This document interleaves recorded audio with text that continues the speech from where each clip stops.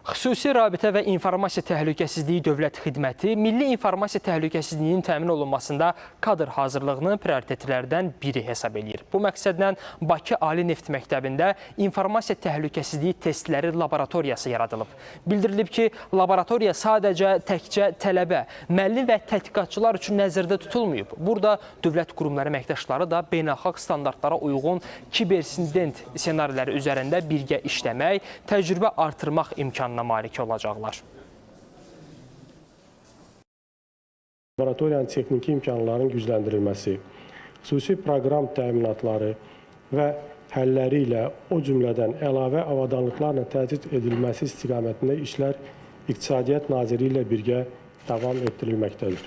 Hədəfi kritik enerji infrastrukturlarına, informasiya sistemlərinə qarşı real kiberhücum ssenarilərinin modelləşdirilməsi, müdafiə mexanizmlərinin sınaqdan keçirilməsi və insidentlərə operativ reaksiyaya bacarıqların formalaşdırılması üçün layihə NATO-nun sülh və təhlükəsizlik naminə elm proqramı çərçivəsində xidmətin və Rumıniyanın informatika üzrə Milli Təhqiqat və İnkişaf İnstitutu ilə birgə icra olunur.